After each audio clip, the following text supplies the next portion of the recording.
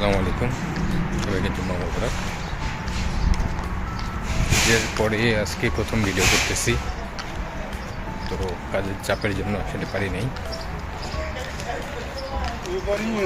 আজকেও ওভারটাইম করে আসলাম আর কি। ভাবতেছি যে কী ভিডিও করবো, তা ভাবলাম যে আজকে রোজার পরে একটা ফ্রি দিন পাইছি। গত শুক্রবার ওভারটাইম ছিল, তো ভাবলাম আপনাদের মাঝে একটু তুলে ধরি আর কি। তো চলেন দেখি বাইরে সবাই কী করতেছে। Let's go. আমি মেহেদি হাসান মামুন আপনাদের সাথে আছি। পরন্ত বিকেলে এখন 5:30 বেজে গেছে। তো সকলে ঘোরাফেরা করতেছে, ছুটির দিন যেহেতু বিকালে একটু হাঁটতে পেরেছে, অনেকের কাজ বাজ সারতেছে।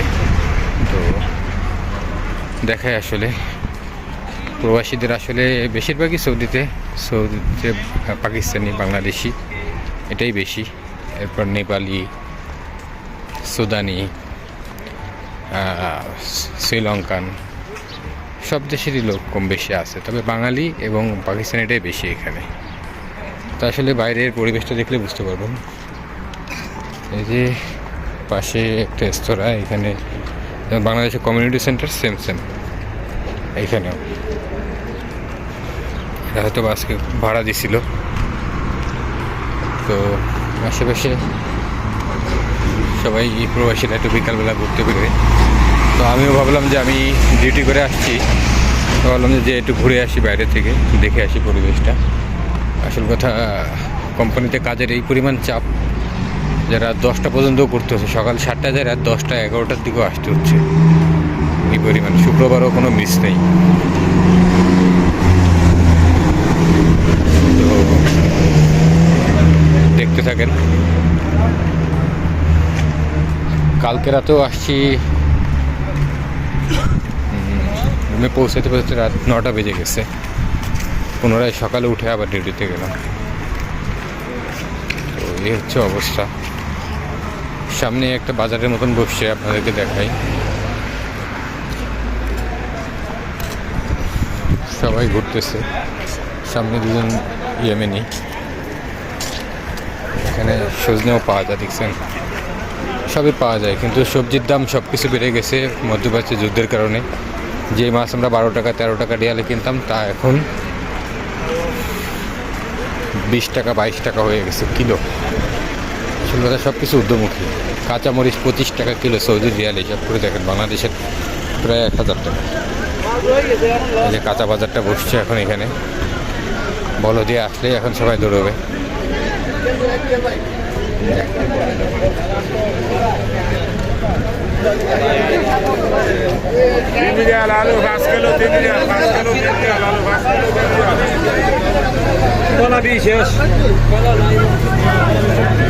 এই যে অবস্থা।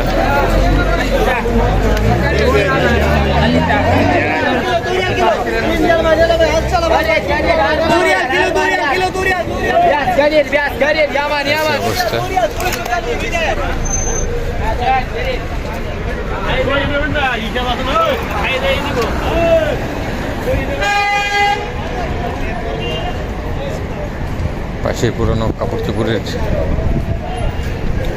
দোকান বসছে, অনেকে ডিউটি করার জন্য খরিদ করে এখান থেকে কিনে আর কি।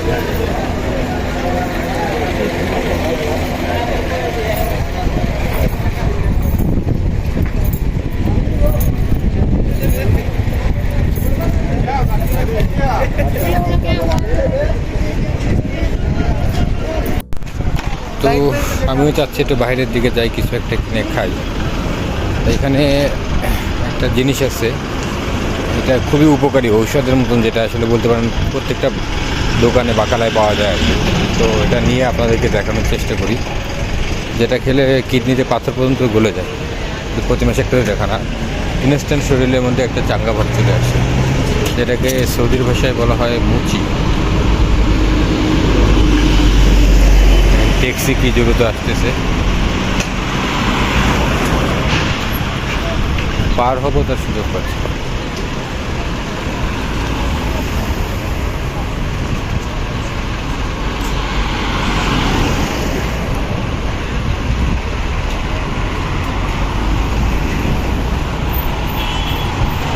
ট্যাক্সি দেখতেছি একের পরে এক ট্যাক্সি আসতেছে। এবার পারোয়ার মতো একটা অবস্থা আসছে যে বিভিন্ন ধরনের প্রোডাক্ট নিয়ে আসছে দোকানের জন্য, পুরো একটা দোকানই বলতে পারেন। একজন সুদানি বলতেছে যে ইয়েমেনি বলতেছে কী করতেছিস, আমি ভিডিও করতেছি। তো ভাবছে ওকে ভিডিও করলাম কিনা, তাই যাবো সকালের ভিতরে। এটাকে বলে হচ্ছে বারবিক্যান, মুচি বলে, ছোটো ক্যানকে ছোটো বারবিক্যান বলা হচ্ছে। এটা অনেক তিতা। এটা আর একটা ভেরিয়েন্টে পাওয়া যায়, সেটা হচ্ছে কাচের বোতল, এটা 2 রিয়াল, আর ওইটা হচ্ছে 5 রিয়াল। তো 5 রিয়ালেরটা হচ্ছে অনেক বড়। সাধারণত 5 রিয়ালটা প্রচণ্ড তিতা, তো খেতে গেলে আসলে একা পাড়া পেরে উঠে যায় না, এই জন্য আমি আর কি ছোটোটাই নিয়েছি, ছোটোটা খাই। চলেন আশেপাশে পরিবেশ দেখাতে দেখাতে। আপনাদের সাথে আছে মেহেদি হাসান মামুন, আর আমার চ্যানেল হচ্ছে মেহেদি মামুন 2.0। সবাই একটু সাবস্ক্রাইব করে সাপোর্ট দিবেন। সবাই জীবনে আপনাদের বিভিন্ন কিছু দেখানোর চেষ্টা করি আর কি। তো এই হচ্ছে মসজিদটা, মসজিদের পাশে একটা খেজুর গাছ। খেজুরগুলো ধরছে কিন্তু আসলে পড়ে গেছে ম্যাক্সিমাম, আবার নতুন করে মুচি ছাড়তেছে খেজুর গাছে।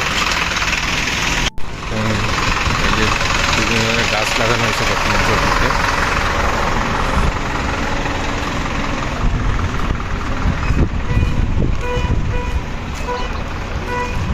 আশেপাশে একটু নিরিবিলি আছে, শুক্রবার সবাই একটু রেস্টে আছে।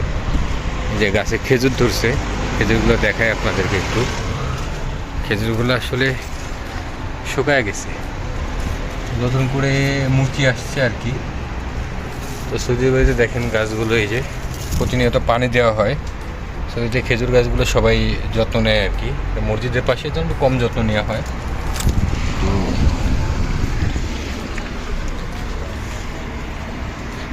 এই যে খেজুর গাছ হচ্ছে আরো।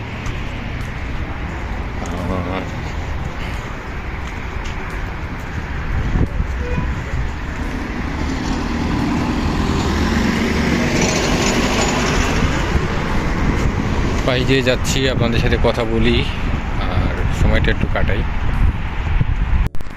প্যানটা ভাঙলাম আর কি, দেখি একটু খেয়ে দেখি কেমন লাগে। প্রচণ্ড তিতার ঝাঁজ প্রচুর আর কি, না বললে আপনারা বুঝতে পারবেন না।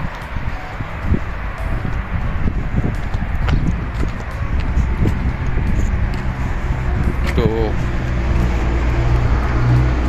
প্রবাসীদের কষ্টের কথা বলার মতো আসলে ওইভাবে কেউ নেই। যাকেই বলবেন এখানে প্রবাসে সব বেশিরভাগ আনএডুকেটেড পারসন, তো এই জন্য আপনার সাথে মজা করবে, আপনার সাথে বিভিন্নভাবে আপনার দুর্বলতার সুযোগ নেবে। তো এই কারণে ফ্যামিলির সাথে তো সব কথা বলা যায় না, ভালো মন্দ সব কিছু। তো এই কারণেই আমার চ্যানেলটা আমি চেষ্টা করি সকলকে আমাদের যে সমস্যা বা ইয়েগুলো বা পারিপার্শ্বিক অবস্থাগুলো তুলে ধরার চেষ্টা করি আর কি। তো রোডের কাজ চলতেছে এখানে, আপনাদের মাঝে একটা ভিডিওতে দেখাইছিলাম যে রোডের কাজগুলো চলতেছে, এখানে এখনো চলতেছে।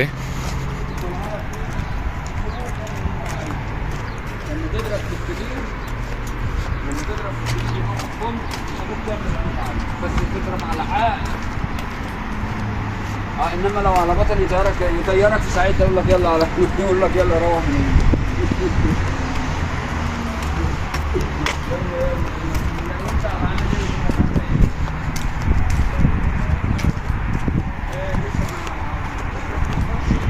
এখন আশেপাশে এগুলো সব হচ্ছে স্তরাগুলো আসলে মূলত কমিউনিটি সেন্টার বাংলাদেশে যেমন এইখানে, আবার অনেক স্তরা বলতে বোঝায় সৌদিরা যেখানে আড্ডা দেয় রাতের পরে, সন্ধ্যার পরে এসে এখানে সারা রাত আড্ডা দেয়। আর ম্যাক্সিমাম এখানে ভাড়া ভিত্তিক। দেখেন কত সুন্দর করে রাখা হয়েছে এখানে।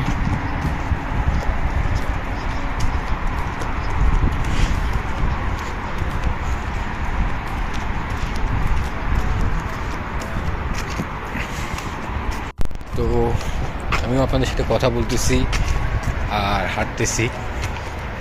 আসলে ক্লান্ত জীবন, এরপরও পাশে রেস্তোরাঁ দেখেন কত সুন্দর করা।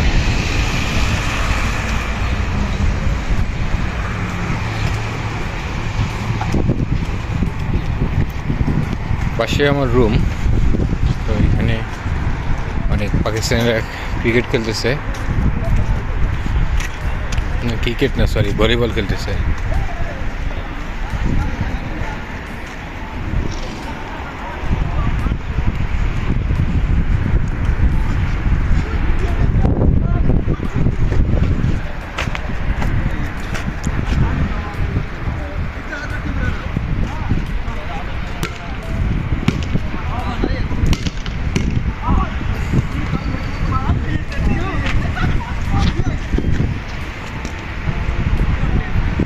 বালি, যার কারণে নিচে কার্পেট বিছিয়ে দিয়েছে আর কি। বালি বলতে তো এখানে সব পাথর, বালি আর পাথরের সংমিশ্রণ, যা পায়ে ব্যথা।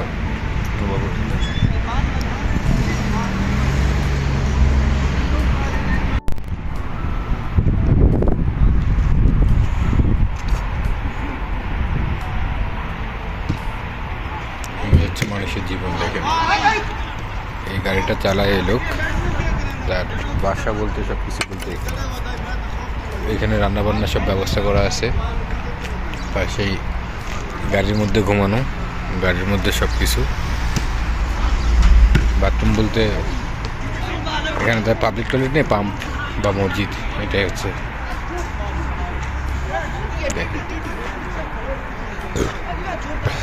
আসসালামু আলাইকুম।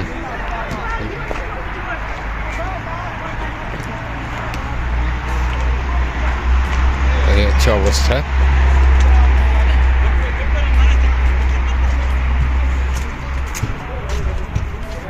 এখানে গত পরশু দিনই একটা কাহিনী ঘটে গেছে। এখানে কালা সৌদিরা খুবই ঝামেলা করে আর কি, যারা সন্ত্রাসী বলতে পারেন সৌদি আরবে। এরা রেস্তোরাঁয় কিছু মেয়ে আসছিল, তাদের কাপড় চোপড় থেকে শুরু করে জিনিসপত্র, মোবাইল টোবাইল যা ছিল সব নিয়ে গেছে। পরবর্তীতে আমাদের রুমের সামনে এসে রেস্তোরাঁ আসছিল, তো এখানে চিল্লাচিল্লি, পরে আমরা বেরোয় দেখি যে পুলিশ আসছে। এসে ওদেরকে আর পায় নাই। পরবর্তীতে কালকেও আসছিল পুলিশ, সে এখানে ওদেরকে এই পাশে আর কি রেস্তোরাঁতে এখানে আসছিল। তো পরবর্তীতে এটা নিয়ে ঝামেলা হচ্ছে, সৌদিরা আসছিল। আসলে এটাই, সৌদিতে চলাচল রাতেরবেলা করতে গেলে খুবই সাবধানে। কালা সৌদিরা সামনে পড়লে আপনার অবস্থা টাইট হয়ে যাবে। তো এই জন্য প্রবাসে আমরা চেষ্টা করি আপনাদেরকে, বা আমি চেষ্টা করি আপনাদেরকে বিভিন্ন জিনিস তুলে ধরার জন্য। এটা হচ্ছে প্রবাসীদের জীবন। সারাদিন কাজ শেষে বাসায় একটু কথা বলা। আর আমি একটু ব্যতিক্রমধর্মী ছোটোবেলা থেকেই, যার কারণে একটা ইউটিউব চ্যানেল খোলা, এটাতে আপনাদেরকে বিভিন্ন জিনিস তুলে ধরার জন্য। তো অবশ্যই সাপোর্ট করবেন এবং সবাই দোয়া করেন যেন ভালো একটা ফোন কিনতে পারি। এখন রেডমি 10টা ইউজ করতেছি। এটা আসলে অত ক্যামেরা ভালো না, রেজুলেশনটা তো ভালো আসে না। তবে দোয়া করবেন ইনশাল্লাহ যেন আইফোন অথবা স্যামসাংয়ের একটা ভালো ফোন নিতে পারি। আসল কথা, ফ্যামিলি কিনলে অ্যাবিলিটি যেটা আছে যে কোনো মাসে কিনতে পারি, কিন্তু ফ্যামিলির সাপোর্ট, ফ্যামিলির খরচ সব কিছু মেনটেন করেই বসে চলতে হয় আর কি। নিজের কথা চিন্তা করলে হয় না। ফোন খারাপ হয়ে গেছে, আরেকটা কিনবো, এটা করলে হয় না। তো আল্লাহ হাফেজ, সকলে ভালো থাকবেন এবং আমাদের জন্য দোয়া করবেন। ফিয়ামানিল্লাহ। আর সাবস্ক্রাইব করে পাশেই থাকবেন, ভিডিও দেখে উৎসাহ অনুপ্রেরণা দিবেন, এটাই আশা রাখি। ভিডিওটা শেষ করতেছি। আল্লাহ হাফেজ।